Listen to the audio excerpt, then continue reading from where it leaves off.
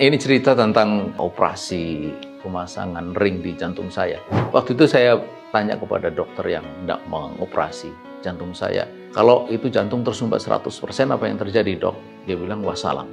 Jadi itu dialog sekilas yang menjelang operasi dengan dokter waktu itu yang menangani jantung saya, Dr. Ibrahim Ginting, dokter sangat senior, mantan anggota tim kedokteran presiden di masa Pak Harto dulu. Saya kenal beliau itu ketika saya mengisi pengajian buka sahur bulan Ramadan, dia hadir di situ, dan kemudian terjadilah yang tadi saya ceritakan.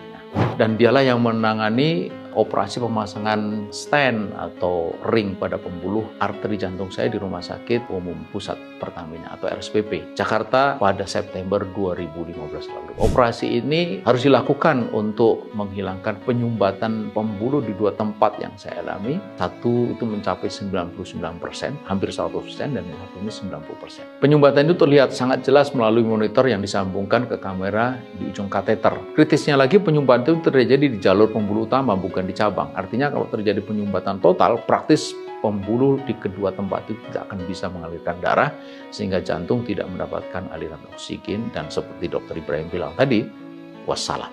Dan itu banyak dialami. Kalau kita lihat ada orang yang lagi bicara mati, lagi sholat, kalau lagi nyetir mati, dan sebagainya, itu yang disebut dengan jantung koroner. Nah, saudara, ada pelajaran besar dari pemasangan ring ini. Saya merasakan betapa manusia memang amat sangat lemah. Amat sangat lemah. Kita tahu untuk menunjang fungsi organ-organ tubuh, pembuluh darah ini menjalar di sekujur tubuh kita manusia ini, mengalirkan oksigen dan zat lain yang diperlukan oleh tubuh. Demikian panjang pembuluh darah itu menjulur di seluruh bagian tubuh kita dari kepala sampai ujung kaki kita. Itu bila diolor lalu disambung-sambung, panjangnya itu bisa mencapai 60.000 mil atau kurang lebih sekitar 96.000 kilometer, atau lebih dari 2 kali atau 2,5 kali keliling bumi. Dan jantung itu tidak pernah berhenti bekerja. Dia terus memumpahkan 2.000 galon darah setiap hari ke seluruh pembuluh darah itu. Melalui mekanisme yang demikian canggih ini, darah mengalir tidak terlalu pelan, tapi juga tidak terlalu kencang. Karena aliran darah yang terlalu lemah atau terlalu kencang itu sama buruknya, sama berbahayanya buat tubuh. Berpuluh tahun mekanisme itu berjalan bagus, hingga tiba saatnya, dalam kasus saya, terjadi penyumbatan di 2 atau 3 bagian yang secara relatif sesungguhnya persentasenya amatlah sangat kecil. Itu hanya totalnya itu 6,6 cm, kecil sekali dibandingkan 96.000 kilometer. Coba, apa artinya penyempitan dan penyumbatan katalah sepanjang yang tadi saya sebut itu bila dibanding dengan panjang keseluruhan pembuluh darah yang 96.000 kilometer tadi. Kecil sekali kan? Tapi toh begitu sudah cukup membawa masalah besar. Maka mungkin karena itulah Dr. Ibrahim berkata lirih menjelang operasi dimulai, ini sudah sangat kritis. Alhamdulillah segera dibawa ke sini.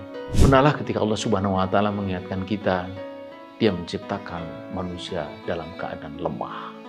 Kita ini lemah, ya. Manusia itu dhaif. Atas karunia Allah, di tengah kelemahan itu, kita masih terus menikmati berbagai hal yang tak berhingga, utamanya kenikmatan kesehatan. Tapi kadang kita memang kurang mensyukuri nikmat itu. Rasulullah mengingatkan ada 2 kenikmatan yang banyak manusia tertipu, yaitu nikmat sehat dan nikmat waktu senggang.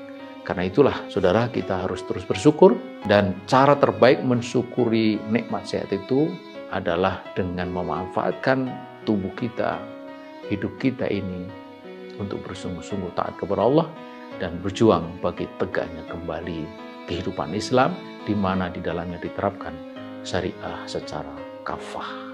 Allah alam bisawab. Mudah-mudahan Allah Subhanahu wa taala memberikan kekuatan kepada kita untuk selalu bersyukur dengan cara yang benar, agar kenikmatan selalu ada pada kita. Jikapun tidak, itu kita meninggalkan dunia dalam keadaan husnul khatimah, insya Allah. Assalamualaikum warahmatullahi wabarakatuh.